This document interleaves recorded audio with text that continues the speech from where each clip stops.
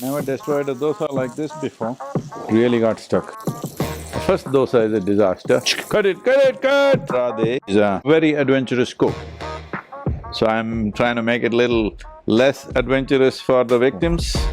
Not my dosa day, but it'll still taste good. Go and round dosa from the hotel. Eat and do ha, hoo, ha, ha. Yeah, shoot her, huh?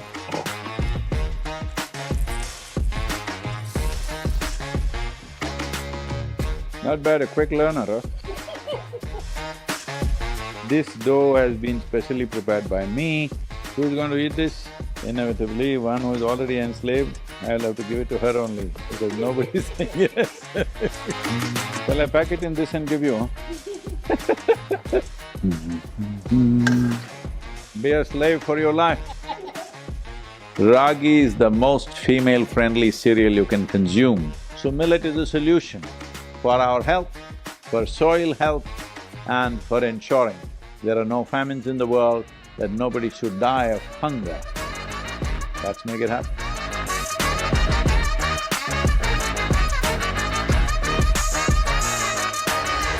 Namaskaram. This is the year of the millet. Well, we've been using millets right from our childhood, but now it's important that we bring it to the entire population, the whole world in some way, because this is very important in terms of large-scale human health, which has become a serious problem, and the nutritional deficiencies due to single cereal consumption and a massive diabetic pandemic happening all over the world, particularly in India. The most important aspect is millet cultivation is a far better thing to do for the soil regeneration than rice and wheat, which has become the most staple grain to be consumed all over the world. Millet will make a lot of difference. It is not a very thirsty crop, unlike paddy and wheat, and both of them are essentially delta crops. They should have remained that way. Paddy was only grown in delta areas where there was naturally a certain amount of standing water and people made use of it, on marshlands and stuff like that. But today, we are irrigating the lands heavily to do this. This not only consumes water, this also destroys the soil in many different ways. Millet consumption, both for human health and soil health, will make a fantastic difference. My daughter Radhe, living in Chennai, only on rice. Whatever you eat, idli rice, dosa rice, pongal rice, rice. This Chennai. So I'm trying to cultivate her to consume some millet. And of course, she's a very adventurous cook. I mean to say, for those who eat. It's a bit adventurous, so I'm trying to make it little less adventurous for the victims. And this is a Ragi dosa. Ragi, a very important cereal of subcontinent, and particularly, when we were growing up in Karnataka, it was very much a part of daily consumption everywhere, but somehow it got bad press that it is a poor man's food and it doesn't give you social prestige, but it gives you health, well-being and nourishment. I must tell all of you, the ladies of the world, I must tell you, Ragi is the most female-friendly cereal you can consume. This millet is fantastic for women. It has the highest amount of calcium among all the grains, and also very high levels of iron, which is an issue. One is across the world, there is such a level of anemia all over the world, particularly for the female population. There is also a problem of porosity of bones being high at certain stages in a woman's life, and Ragi can make a tremendous difference for both. So, most of the cooking I still believe unless you're eating only from food apps. I still believe home cooking largely is still by women, and they must pick up these cereals and make sure everybody eats this. Not that it's not good for men, it's good for everybody. But I'm saying there are special advantages for a woman because certain lack of nourishment in certain areas of nourishment has been an issue because of single cereal consumption, and not everybody is able to maintain other aspects of nutritional aspects very well. For all of them, Ragi can make a tremendous difference. Today, in India, the government of India has coined this word, which is a wonderful thing picked up from the tradition, but bringing back into usage. It's called Sri Annam. And here at the Isha Yoga Center, at least 5 days in a week, everybody is consuming millets, and we are also encouraging the local farmers and the farmer producer organizations to produce millets, and the consumption is slowly going up everywhere around us also. But this needs to happen across the country for a healthy population and across the world for a healthy humanity. I hope this dosa, normally the first dosa is a disaster. Cut it, cut it, cut!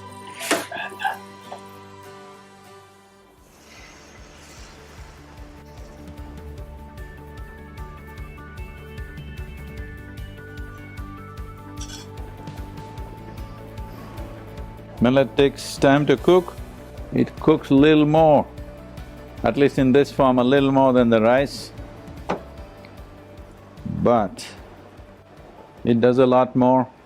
It's a very slow-release cereal, that is, there will be no sugar spikes because of you eating a millet.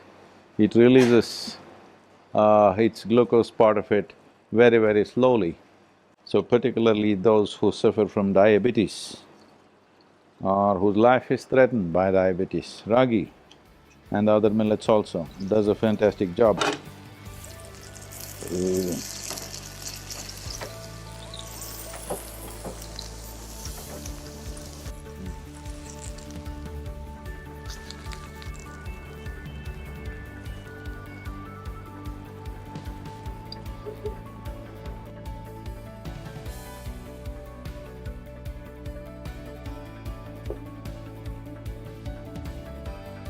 Not bad, a quick learner, huh? When we used to travel a lot in Karnataka, we used to eat a lot of ragi mudde on the road, but you don't find that so much anymore. And also, it used to be very soft and easy to eat, but now when you get ragi mudde in most places, it's like you can't eat it. So, is it a question of cultivation or is it just a question of cooking? No, cooking, people have lost practice. Now they made some cookers, like a rice cooker, they got a ragi mudde cooker that you can cook in that. That's what they're saying, I have not seen one. But making of ragi mudde needs some effort and really kind of kneading it. When it's cooking, you must knead it properly, otherwise it won't go very well. But today, you see, I will make a ragi roti, which is very tasty and easy to do compared to the mudde. But ragi mudde is unique in the way it is eaten. Only in Karnataka people generally know how to eat. In Tamil Nadu, people mix it like rice and eat it. But in Karnataka, we make it into small balls and dip it in the curry and just swallow it like that with a little bit of chewing.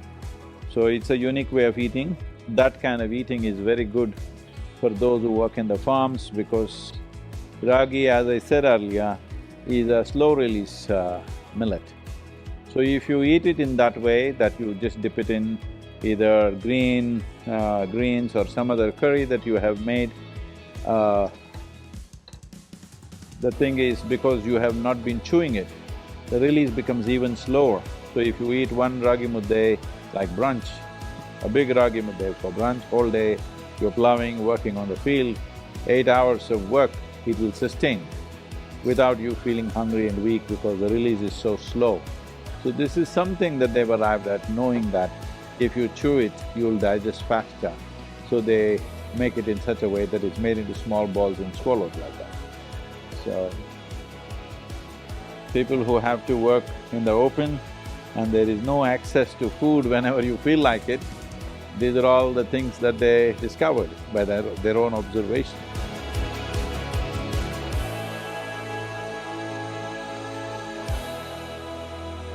Well, this is a ragi roti.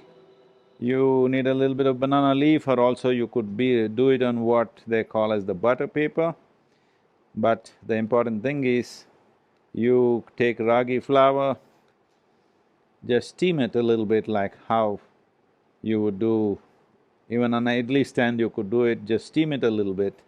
And then you can add things for taste. In this one there is coriander, if you want you can add onion, grated coconut, minutely cut chilies according to your taste, and of course a little bit of salt, and boom, you have a great breakfast or lunch or dinner, whatever you like.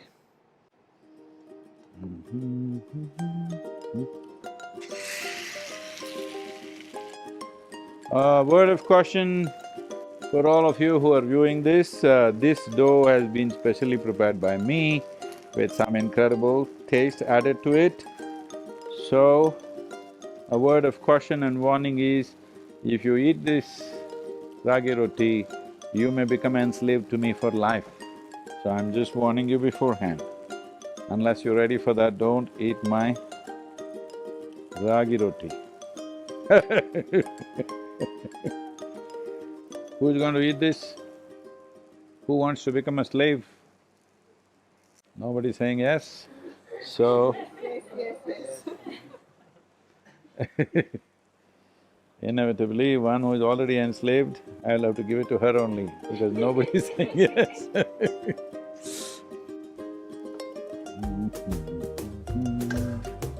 This goes with chutney.